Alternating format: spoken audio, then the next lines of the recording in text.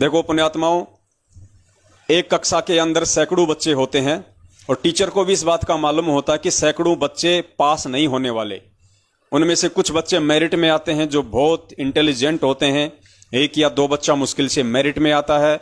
कुछ बच्चे हैं वो फर्स्ट डिवीजन आते हैं, कुछ बच्चे सेकंड डिवीजन आते हैं, कुछ थर्ड डिवीजन में पास होते हैं, तो कुछ सप्लीमेंट्री में आते हैं और कुछ फेल भी हो जाते हैं। तो परमेश्वर को इस बात का अच्छे से पता है कि मेरे जो लाखों या करोड़ों की संख्या में जो भगत मेरे बनेंगे वो सभी तो सतलोक जाने के लायक नहीं हो पाएंगे, क्योंकि सतलोक वही जाएगा जो अपने गुरु को परमात्मा हृदय से स्वीकार कर लेगा। लेकिन ज्ञान परमात्मा बरसात की तरह सभी के ऊपर समान रूप से बरसाता है, और यह भी मालूम होता है उस अंतर्यामी परमात्मा को कि मेरे कितने बच्चे मुझे पहचान पाएंगे और मेरे कितने बच्चे मुझे पहचान के तन मन धन से मेरे प्रति समर्पित होंगे, और अंत में उनमें से भी मेरे कितनी आत्माएं मेरे साथ सतलोक जाने के लिए तैयार होंगी। तो हमने ये नहीं देखना है कि परमपिता परमेश्वर ने हमारी जो सेवा लगाई है हमारे ही सोए हुए भगत भाई बहनों को जगाने की, जो कि सतलोक आश्रम मैनेजमेंट हरियाणा के पीछे काल की भांग के नशे में सो रहे हैं, वो सत्य असत्य नीर खीर का निबेरा करने में सक्षम नहीं है।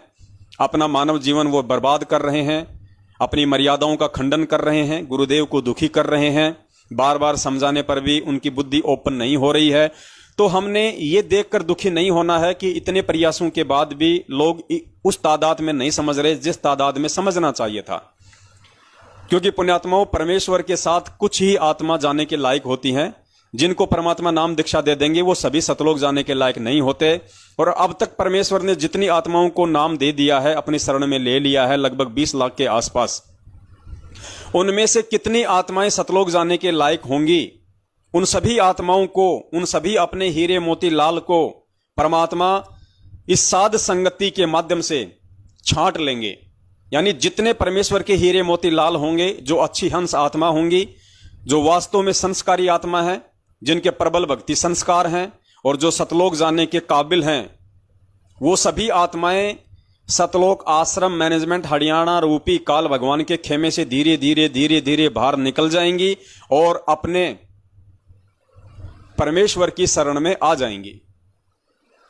तो पुण्यात्माओं, हमने सिर्फ यही कोशिश करनी है और हमने अपने पूज्य गुरुदेव जी के प्रति इसी सेवा भाव से समर्पित होकर हमने ये सेवा करनी है। ठीक है, दास को परमात्मा ने बोलने के लिए निमित्त बनाया, परमेश्वर को दास ने थोड़ी सी सद्बुद्धि दी और दास को परमात्मा ने ये सेवा दे रखी है। आप लोगों को परमेश्वर ने दूसरी प्रकार की सेवा दे रखी है। अगर दास के बोले हुए को यदि आप जी आगे शेयर नहीं करेंगे तो दास का बोला हुआ भी बेकार है, उसका कोई मतलब ही नहीं निकलेगा।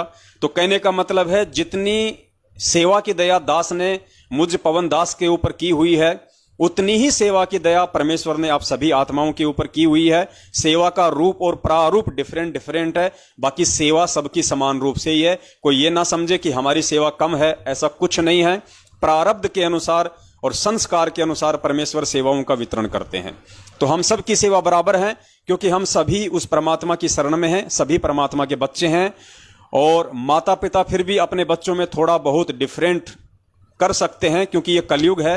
जो बच्चा ज्यादा पैसे कमाता है, आजकल माता पिता उसकी तरफ ज्यादा प्यार प्रेम से रहते हैं, और जो बच्चा नहीं कमाता है उसकी तरफ थोड़ा सा कम रहते हैं। लेकिन ये सतगुरु है और ये परमात्मा किसी भी प्रकार का कोई भी रंग रूप को लेके, जाति धर्म को लेके, छोटी बड़ी हाइट को लेके, धन दौलत को लेके, ज्ञान अज्ञान को लेके किसी प्रकार से कोई भी भेदभाव अपनी आत्माओं में नहीं करता है। मानव शरीरधारी प्राणियों की तो छोड़िए, ये परमेश्वर चींटी, हाथी और मनुष्य, इनमें भी किसी प्रकार का कोई भेदभाव नहीं करता है।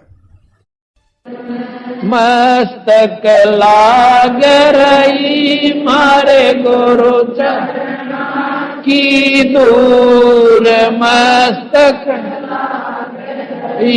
मारे गुरु चरणा की दूर, मस्तक जब ये धूल चढ़ी मस्तक पे, जब ये धूल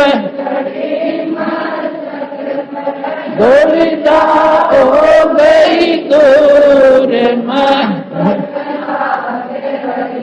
मारे गुरु चरणा की दूर।